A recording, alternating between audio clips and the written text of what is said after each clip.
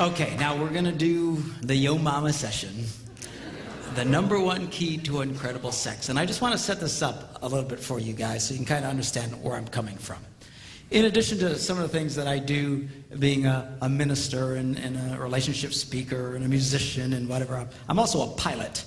And if I were to try and tell you how to go from my home airport in Stevens Point, Wisconsin, to Green Bay. Ooh, we got a Green Bay person there. They say, Pastor, how do you get there? I'd say, well, you pretty much would fly a heading of 090. Actually, technically, it's a little more north of that, but for our example, that's fine. You fly 090, you pretty much go right from Stevens Point to Green Bay. Okay? Now, that's assuming there are no other variables. For example, if the wind starts blowing very hard out of the north and you keep flying 090, you won't get to Green Bay. You'll wind up in Milwaukee or Chicago or who knows where else, depending on the strength of the wind. So if the wind is coming that hard, we might change our heading to 065 or something. Now we're flying more like this to go this way. Okay? If you keep just pointing the plane to where you want to go without adjusting to the variables, you'll always get off course. So it seems kind of odd, but a lot of times you're flying in weird angles so you can go straight. Now, what I'm going to share with you when I talk about sexual issues here is how to get from point A to point B. But it depends on your variables, and everybody has them. All right? And it's impossible for me to cover all of that in this session. I'll try and do the best that I can. But you're going to have to use your own best wisdom, your best judgment, common sense to understand why something I might share may not exactly help you get to where you need to get because of your past or whatever the deal is. And then you adjust accordingly. And if you're really stuck, give us a call. Call our office. We would love to help you. And we really appreciate when people call us and asking us questions about, well, how do I deal with this problem and that sort of thing. So just keep that in mind. I understand you might have some big variables, and you'll just have to adjust for yourself in that. The other thing that I want you to keep in mind is this. Being a minister, sometimes when you start talking about sexual things and you start to try and explain to people why you have certain moral stands, they don't really understand. But there's a reason for that. The reason God encourages people to wait until marriage to have sex is because when you have sex outside of marriage, you run a very high risk of messing things up. Now, this is particularly true for men. Men tend to imprint off of their early sexual experiences, much like a bird. Some of these birds, these cranes and stuff, they imprint on the first thing they see after they're born. I don't know if you know about this, but there's some animals that when they're born, the first thing it sees, it imprints on and thinks it's its mama. So if these stupid cranes are born and a chicken's around, it's going to follow the chicken and ignore its mother. And professionals who deal with these animals have to be very, very careful not to be seen. I've watched them work with them where they're actually dressed up like gigantic cranes to get around them because they're not the brightest things in the world. It's mama, and they'll follow it everywhere. And men tend to imprint off of their early sexual experiences. If a man's early sexual experiences are in the context of lust, which is what they are outside of marriage. It's not really about love. It's about lust. It's about heat. It's about the backseat of a car. It's about someone they don't really know. They tend to imprint on that. They tend to imprint on the sex and not the girl. Are you following me? It's like when they have this, these early orgasmic experiences, it's like their psyche goes, whoa, what was that? And it starts taking pictures. This is because they want to remember. And they imprint off of this. And that's why a lot of guys, they get stuck here. That's why a lot of men are constantly, even in their marriages, are trying to recreate a lust environment, trying to get fulfilled sexually as a married man, trying to force their wives to do things that a lot of them are very uncomfortable in doing. Why are they doing that? Because they're trying to recreate this thing. They're trying to recreate this thing. See, if a man's early sexual experience is in the context of marriage, where he falls in love with this girl, and all these people gather together, and they all approve of it, and they have this wedding, and they're in a church, and their God approves of it, and all their friends and family approve of it, and they have the biggest celebration of their life. And then on their wedding night and on their honeymoon, he starts having these first experiences. You know, now he's imprinting on the girl, and he connects to the girl at a very deep level. That's why people who wait until they're married to have sex have a fraction of the divorce rate of the rest of the world. Because he's imprinting on her as opposed to just sex. I met a man not too long ago who told me after a session, he says, you know, I got a problem. I said, what is it? He says, I'm just not interested in sex. You know, which to a Puerto Rican is very odd. And it's like speaking Swahili, man. I don't know what he's talking about. and I said, well, what do you mean? He says, I don't know. I'm just not interested in her. And then she's really upset with me. And I said, well, are you never interested in sex? He says, well, you know, if we go out and have a nice dinner and go to a hotel or something, then I can get into it. And I said, let me ask you a question. Were you a virgin when you got married? He goes, no. And I says, were you pretty sexually active? You know, his eyes kind of lit up. Well, yeah. And I said, why don't you tell me about it? What would be a typical experience? Oh, you know, I'd find these women and pick them up in bars and take them out for dinner, go to some hotel. I said, do you see what you've done? You've so imprinted off of that you constantly try to go back there. You try to go back there. In fact, psychologists today, our whole sex culture that you get from experts is all lust-based because they assume virtually everybody's already done this. So they try and encourage people to keep recreating and keep fantasizing and keep imagining and all this other kind of stuff. And it can be very, very destructive. And men can have a really hard time really truly connecting with their wives. Can you get past that? Yes, you can. And I'm going to show you how. But you just got to understand it's going to be different for you than for everybody else. Same was true with women. They also imprint, but they imprint in a different way. It's not so much on the sex as so much what happens after the sex. And when women have sex outside of marriage, nothing happens after sex. There's no connection. There's no follow-up. They imprint on that sex equals nothing. Sex means nothing. That's why so many married women have such negative attitudes about sex. What I was talking about last night, how this is such a key thing, they don't even comprehend it because they have learned falsely that sex means nothing. If a woman waits until her wedding night and sees how that is how she connects with this guy, she understands this means everything. This is a key. This is a very fundamental thing. Particularly, you feel very bad for women who've been sexually molested because not only does it mean anything, their whole experience was forced on them. And that so has such an impact. Those early experiences are so important. It's not like God is embarrassed about sex. God is not a prude. He's seen you naked. He can handle it. It would really freak me out, but he can handle it. Some people say, yeah, you shouldn't have sex before marriage. Yeah, it's just puritanical nonsense. No. This stuff has a huge impact on people that a lot of you will struggle with this for the rest of your life. I'm going to show you how to help you with the struggle, which is not what you want to hear. You want to hear how you just fix it and it'll all go away. It won't probably just all go away. You will struggle with this for the rest of your life. All the more reason you need to tell your children what I'm about to tell you. So they do this right. It's a matter of like metabolism. You know how some people, they can eat anything they want and they never gain weight? You know, we all hate those people. You know? They never have to think about it. It's natural to them. They can eat anything and they stay slim all the time. Then there's the rest of us. We so much as look at food, we gain 5 pounds. What is the difference? We can still be at a healthy weight, but it's a lot harder for us.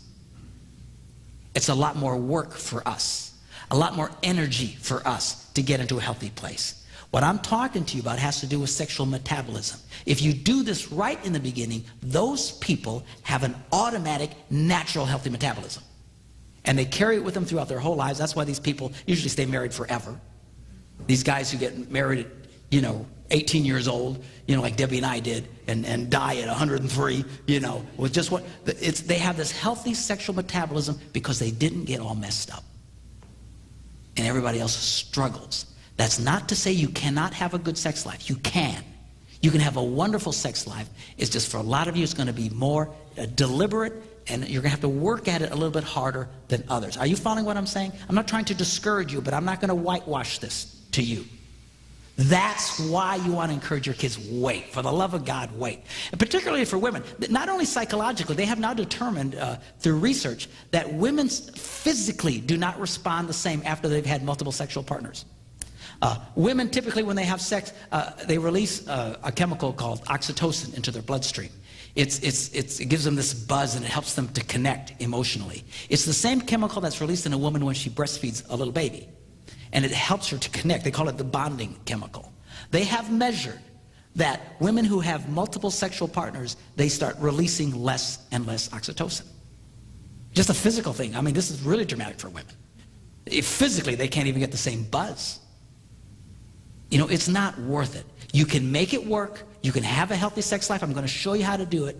But all the more reason you want to encourage your kids, wait. Do this right. Don't tell them sex is wrong. Sex is wrong. Man, I tell my kids sex rocks. Man, sign me up, Jack. I like this. All right? But do it the right way. If you don't do it the right way, they can struggle. Some of you are struggling now. Some of you will struggle for the rest of your lives. You can get it right.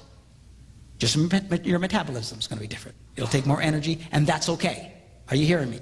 Don't get discouraged. You can still do it. It'll just be different than if you would have waited. I wish to God we'd all waited. I know we didn't.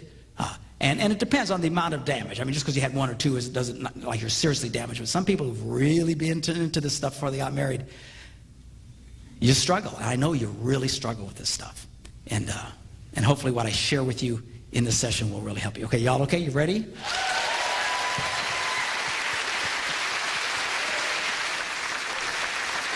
Now what we're going to do is we are going to focus on the woman. You say, why is that? Because she's a lot more complicated than you.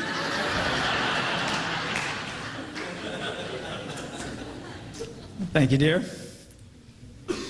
So we're going to focus on what it takes for a woman to experience great sex. You see, all a man needs for great sex is for you to show up.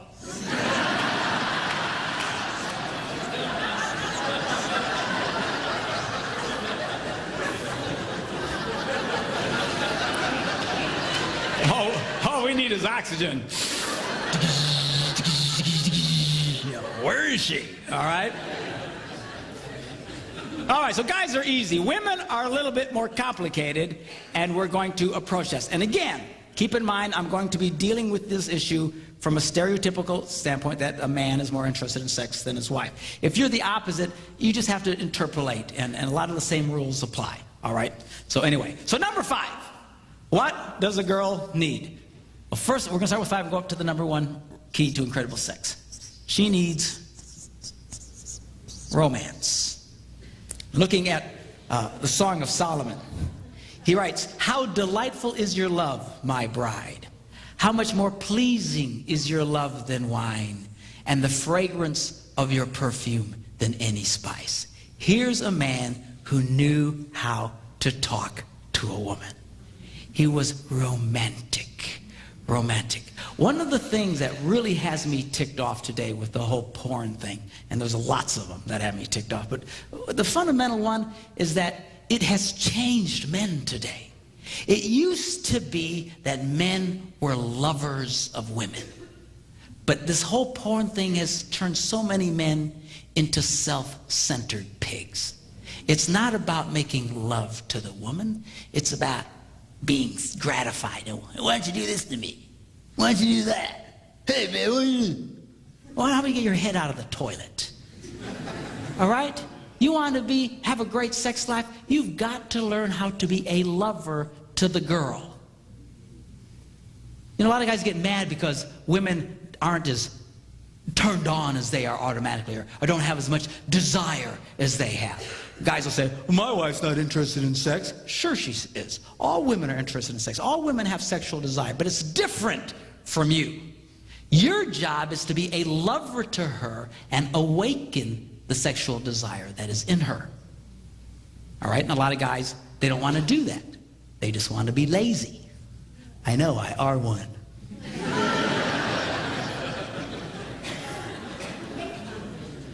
The guy should focus on the girl. It should be the man's goal to bring his wife to orgasm. You know, and you usually can tell by the way she responds, the little oohs and the ahs, and some of y'all it's yee-haw!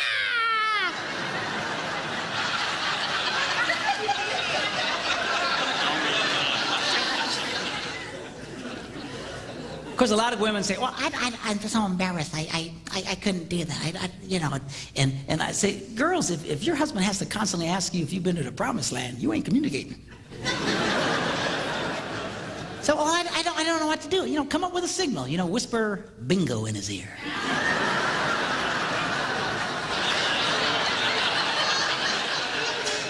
It makes for great code later. You can talk around the kids. They have no idea what you're talking about. Hey, baby, up for some bingo later? Yeah, I can do some bingo, you know. Your kids will say, man, you ever see mom and dad play bingo? What's with the bingo thing, you know?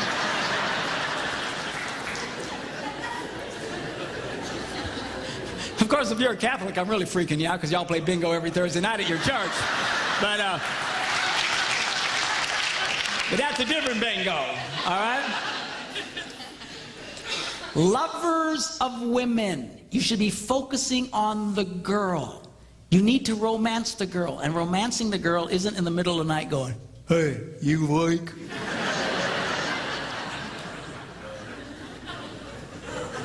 Say, well, I'm interested then. Well, you know, look, if your wife likes you waking her up in the dead of sleep, then go for it. I don't care. The minute you feel turned on, you don't have to be immediately gratified. All that's doing is God reminding you, be nice to the girl. Be nice to the girl. Be nice to the girl. All right? And then that should kick you into your romantic mode, not your, hey, come here, baby. Help me out, will you?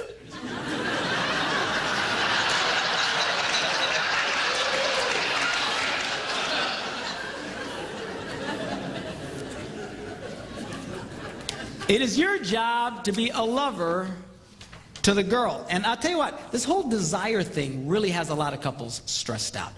Because we've always heard, you know, all of our lives and all the books and all the sex education, this is how it works. You know, desire leads to arousal, which leads to sex. Right? We've all heard that. Great. Only one problem with that. It's not true for millions of people, particularly women. There's some guys, this works for them too, and they really struggle because they, you know, I'm a man, I should be this way, but a lot of people, they're not. A lot of women exhibit little to no desire at all. And then they feel badly about themselves because they think, well, I should. I should. Who told you you should? Some stupid textbook? Who cares? I have discovered, asking couples and interviewing them, that, you know, this whole desire thing, a lot of guys, yeah, she's just not ever interested in sex. She doesn't want to have sex. And I said, really? I said, well, let me ask you a question. Will she have sex with you? Well, yeah. Well, what's she like when she does? Oh, she's incredible. In fact, I've actually come to the point, I don't have any data to support this, but just, you know, from the couples I've talked to, but I've come to believe that some of the most sexual people on the planet exhibit little to no desire at all up front. In fact, a lot of women who are incredible sexual animals are only feel like doing it when they're doing it. They don't lead with this big desire thing in front. Now stop and think how that changes your view of yourself. Because right now, if you think, well, gee, I never feel that much, there's something wrong with me, then you develop a negative attitude about sex. See? And a lot of guys get angry at their wives because, well, she never initiates it. She never wants. Well, who cares? Who cares? I promise you, in my house, I am the initiator.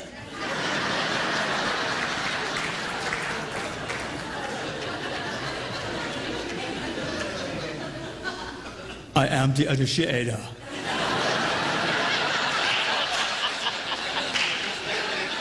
I will initiate, and then I'll be back.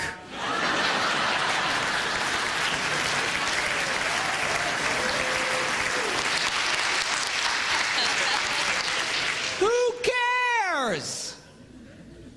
Who cares? This has really got a lot of people messed up. I'm telling you, a lot of women, it's just not there until you start waking it in her. Okay? So you've got to learn to be a lover to the girl. Learn how to awaken the desire that is in her. Which leads me to the next point, which she needs foreplay. Now you're preaching, brother.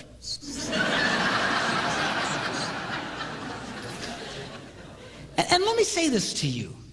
You know, a lot of guys' way of initiating sex is they'll ask their wife, you want to have sex? And the answer more often than not is no.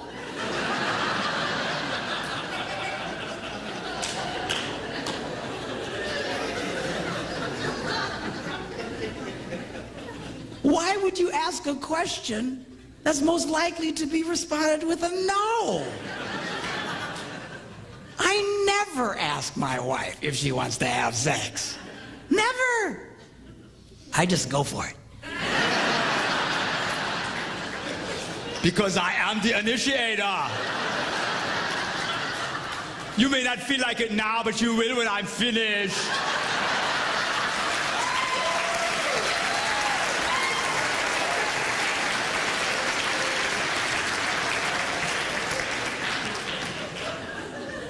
Man, if your idea of romance and foreplay is, you want to have sex? There's something wrong with you. Come on, rise up. Take your place. Now check this out, Song of Solomon. I love this.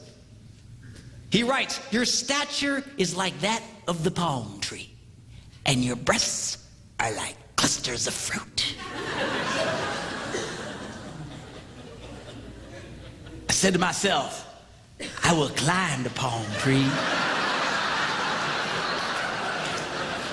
Now take hold of the fruit. Hallelujah!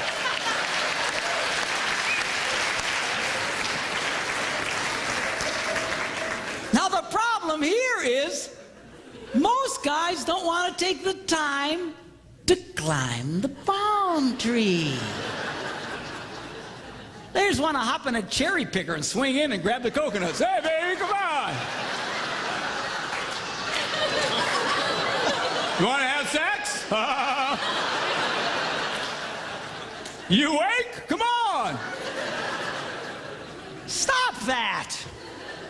You've got to learn how to climb the palm tree. You got to learn how to touch the girl. How to romance the girl. And you need to be romantic. You got to mix it up. Don't be so puking predictable. A lot of you guys, the minute you touch her, she knows what's coming. Why does she act like that? Because you're so obvious. You're so predictable. Women are not interested in a formula. Men are by nature formulaic. You do this, you do that, you get that. You do this, you do that, you get that. All right? And she's not, you do that every time with her. She just, get away from me. You need to mix it up. Got to learn how to climb the palm tree.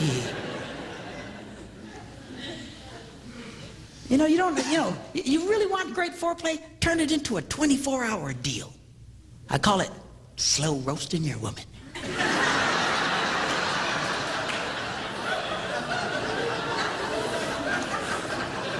Man, it rocks. Don't be in such a hurry. Kiss the girl, leave her alone. Flirt with the girl, leave her alone. Touch the girl, leave her alone. Keep her guessing. What's going on? What is this? My wife will come out of the shower and say, hey, baby, just lay down. I'll give her a back rub and she'll fall asleep. And I'll cover her up and I'll just crawl into bed next to her, turn off the light and go to sleep. So I couldn't do that, Pastor. I'd go blind.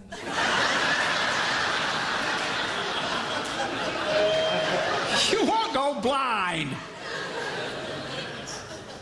You've got to learn how to climb it up on a tree. Take it a time. Don't worry about this desire thing. You see, I'm waiting for her to have all this desire on front. Stop. You're going to be a very old man before you have sex again.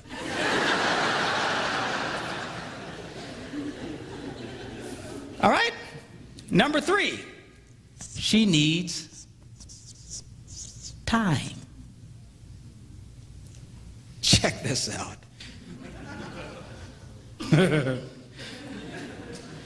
He says, how beautiful you are, my darling. Your eyes behind your veil are doves. Your hair is like a flock of goats.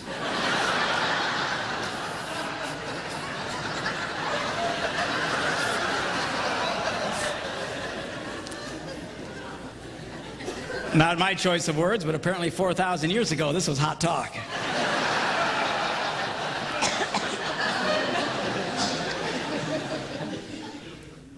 Your lips are like a scarlet ribbon. Your mouth is lovely. Your neck is like the Tower of David. Your 2 breasts are like two fawns, like twin fawns of a gazelle that browse among the lilies.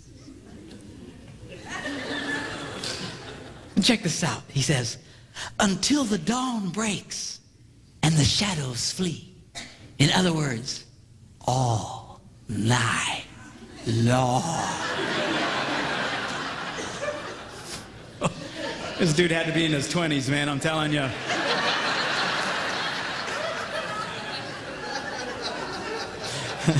This Puerto Rican's way past all night long, I gotta tell you right now. But all night long. What's he gonna do all night long? He says, I will go to the mountain of myrrh and to the hill of incense. Where exactly is that, Pastor? Let me explain it to you. If you look in the back of your Bible where they have all those nice maps of the Holy Land and stuff, you can look as hard as you want. You won't find Myrrh Mountain anywhere. So, well, where is it? And I'll think it through. Talks about her hair, and her eyes, and her nose, and her lips, and her neck, and her breasts. Ends up at Myrrh Mountain. Where do you think it is?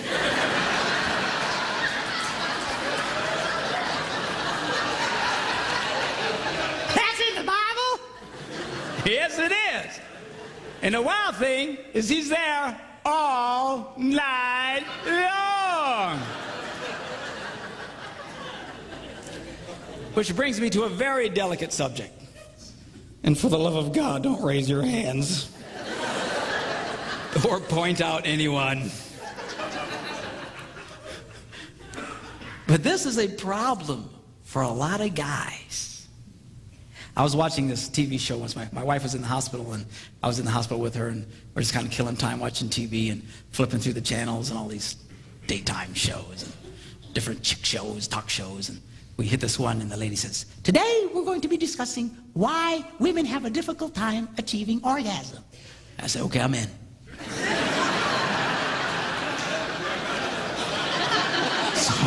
So I said, let's watch this one. I like this one.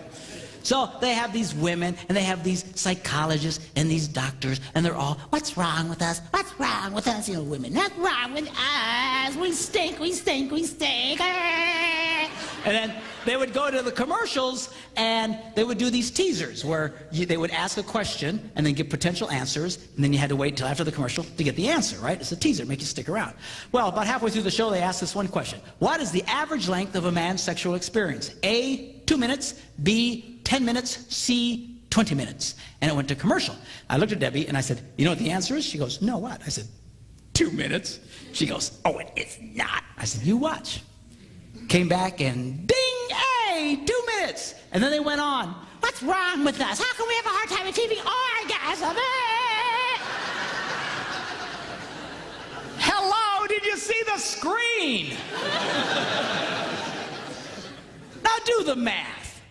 If a woman needs anywhere from 7 to 14 minutes, and a boy's done in 2 minutes, you got yourself a math problem.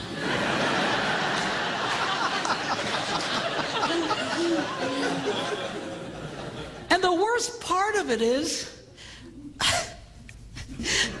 2 minutes is the average.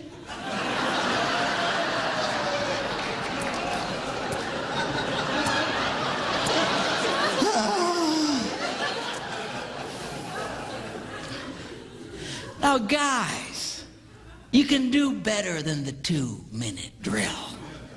There's all kinds of things you can do. There's all kinds of books. There's all kinds of helps. There's exercises you can do. And I don't like exercising, but this stuff I can do.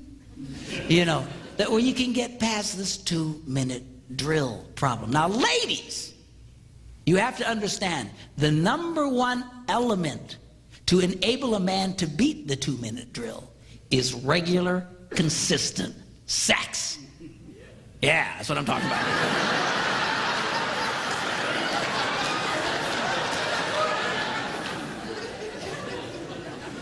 You make a guy wait for 2 weeks, and he ain't gonna last 30 seconds, for crying out loud.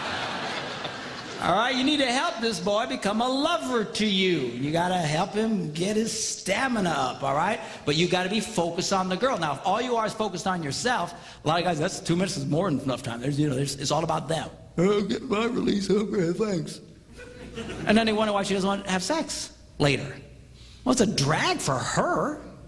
I know women who've been married their entire married lives who've never had an orgasm. Never.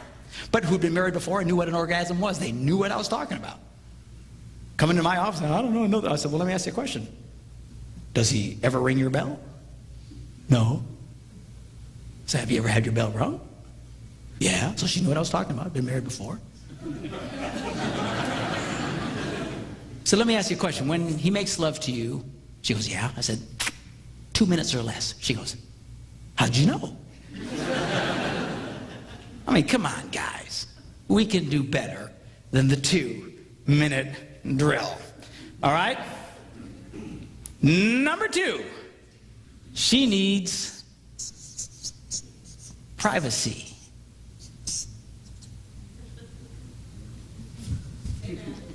Amen. He writes, let us go early to the vineyards, secret place, private place, to see if the vines have budded.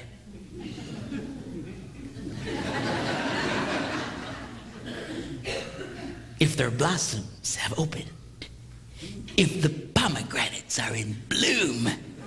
People sure are into gardening. And there he says, I will give you my love. It's going to be very difficult for a woman to feel very sexual or turned on if she doesn't feel that her lovemaking to you is safe and private. All right? Which means chances are, if you have dinner guests waiting in the next room, she won't be very interested. To a lot of guys, we'd have no problem with that.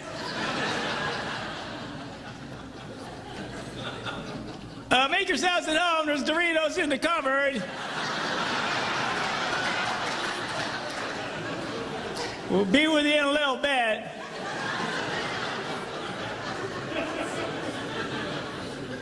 About 2 minutes, I'd say.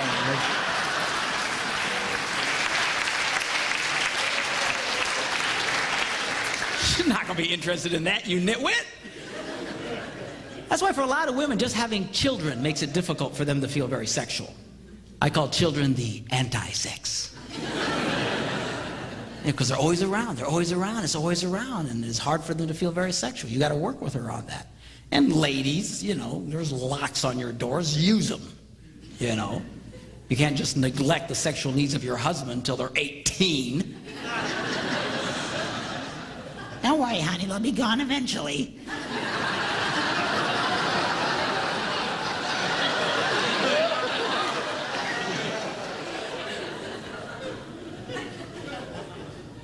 Everything changes with children. You know, you're not the same anymore. Women, guys have to understand that physically they're different, emotionally they're different. Everything's changed. Those beautiful, seductive breasts are suddenly transformed from erogenous zones into public utilities.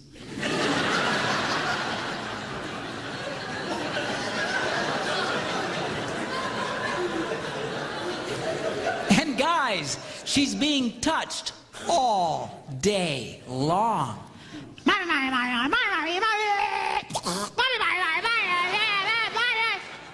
and then you come home.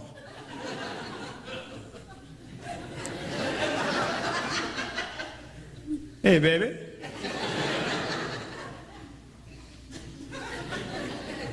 Touch me and die.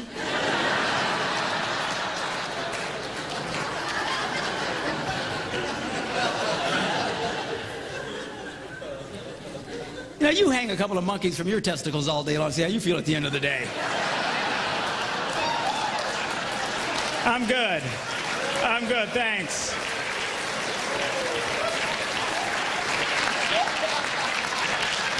I'm okay, thank you.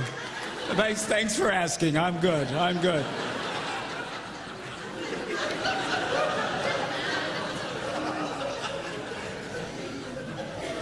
Boys, she's not the same, but girls, he is. Ain't nothing happened to him. He's still the same wild man you married. And a lot of couples, they really mess up at this point in their marriages. That's why a lot of marriages only make it to about the 5 to 7 year mark. Just long enough for the rugrats to come in, upset the apple cart, and you fail to make the proper adjustments. And it destroys the relationship. Ladies, you cannot get so engrossed in being mommies that you forget about the sexual needs of your husband. So, but Johnny needs me, Johnny needs me. I'll tell you what Johnny needs. He needs a father. And if you keep it up, he's not going to have one. It's not worth it. And girls, you have to be really careful about rejecting your husband sexually. I don't know if you're aware of this, but for most men, as few as 3 or 4 rejections in a row, and he'll begin to shut down sexually. If you have a husband who argues with you about sex, consider yourself blessed by God. Because at least you keep it on the front table. But a lot of guys, they just shut down. I have women in conferences like this who come up to me, tears running down their faces, saying, I did that to my husband, now he won't touch me. It's not worth it. Why do you think all the jokes on TV are about the young, sexually frustrated man, but the older, sexually frustrated woman? Because she comes back to life, see? You're going to come back to where you were, but now he won't care about you anymore. He won't feel safe to be the initiator anymore. And it's going to, you say, well, what do we do? Everything, you know, it rarely ever goes back to the way it was. You might have to turn into the initiator. I mean, it's not worth it. You younger ones, watch yourselves during this time. I understand you're tired. And guys, get a clue. The girl is exhausted. Give her a break. Let her rest. They just did a survey on USA Today weekend, this weekend. I don't know if you saw it. But they said, what were men's #1 interests? It was sex, food, and sleep. And they surveyed women, and their top 3 interests were sleep, food, and sex. I mean, you're being traded in for a cheeseburger, Jack. You know what I'm saying?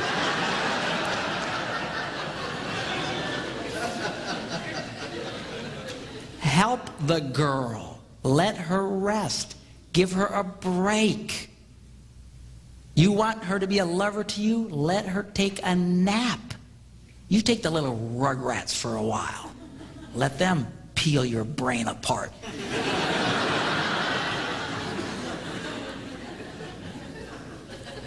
All right? And all of this now leads us to the #1 key to incredible sex, which I will give to you right after this break.